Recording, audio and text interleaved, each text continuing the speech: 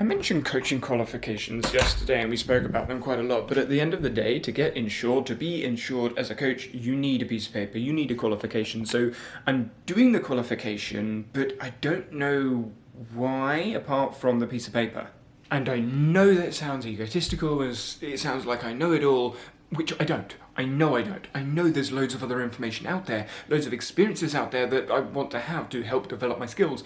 But I don't think the level 1, having looked at the resources, telling me that communication is important, is going to be that beneficial. I could be completely wrong, so when I get back from Scotland and I do the level 1, I maybe say, nope, no, I was completely wrong, that was really beneficial.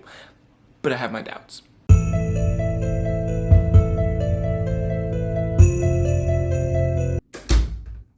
Well, turns out we are going to go for the walk that we were going to do yesterday, but we're now doing it today, so I'm going to go up a hill.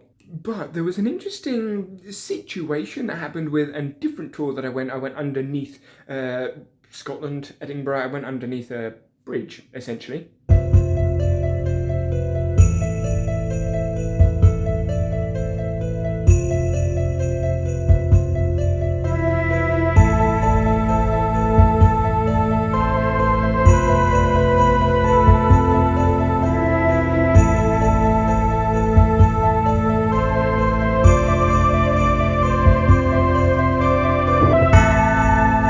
Pretty good tour. It's a really good tour, she was really good. And like with many of the tours where you're going sort of underground, they tell you loads of stories. And some of these stories were about prisoners or people not doing things they meant to be doing, illegal things. And they were saying that there weren't any documents, but they still knew this was happening. And I'm sitting here thinking, well, I was sitting on a rock in a cave underneath the city. And I was like, wait, so there are people doing things, they're really efficient at doing things. We know they were efficient in doing things because they found success and they managed to do it repeatedly over lots of years, not getting caught until they did get caught in the end. But there was no documentation, but we know that they were good at it. I feel like that relates to qualifications. The more I think about these qualifications, the more I'm like, maybe it should be a membership or joining the club, as it were, the club of coach developers or the club of teacher developers or educator developers, whatever. It's sort of like a recognition of engagement in a community of people that are developing, challenging, looking through ideas, rather than those that have sort of done a tick box thing. So maybe passing the qualification could be a conversation, an oral assessment, as it were, half-hour conversation with someone. On the wrong one.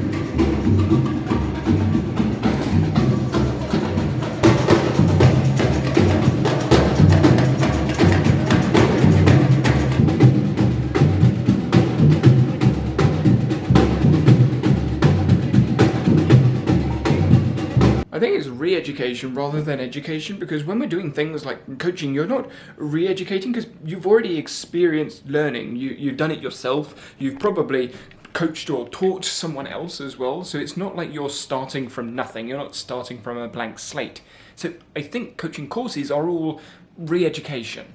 And I say that's probably the same for most things that you learn, whether it's you're learning online in formal education or informal education, wherever it is, you're relearning something or you're experiencing something for another time. But then again, if you've never experienced something like, say, trampoline, if you've never experienced trampoline before and you're doing a course, then you are brand new to it.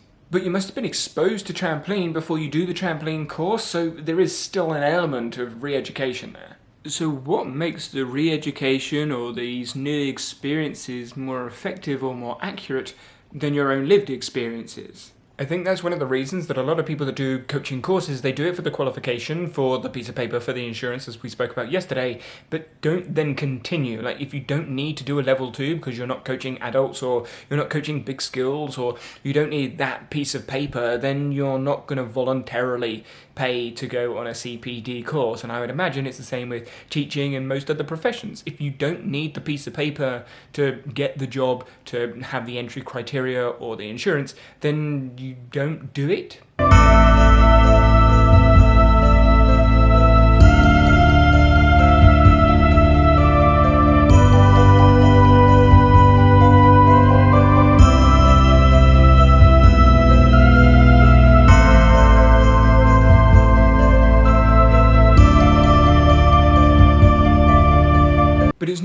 never learning, because if you're working, if you're doing something, you're experiencing things, therefore you're learning, whether it's effective learning or, again, now you're looking at what measure you're taking. Are you being effective according to whose criteria? And I think that's the same with coaching, with teaching, with anything really that humans are doing when it comes to behavior. We measure our success and the effectiveness of it through our experiences. So what does coach education do that our experiences doesn't? I think that's the question, and that I don't think has a very good answer. I don't think there is something that coach education does that your experience doesn't do very well. Apart from, of course, tell you about loads of academic things and loads of writing and loads of books and loads of references that is very hard to put into practice.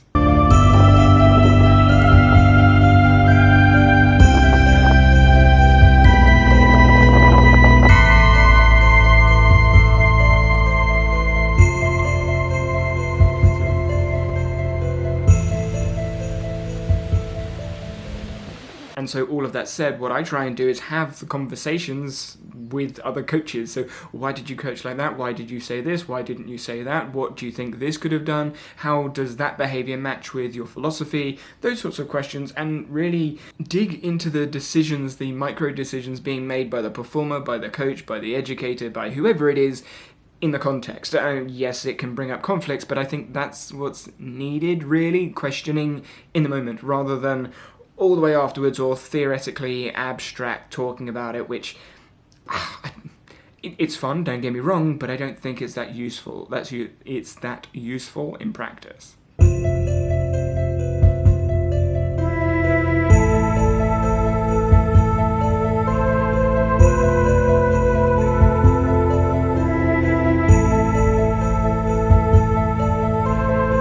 I'm sure there's some metaphor or analogy I could use with the hill, starting at the bottom, going to the top, but with expertise, there's not really a top.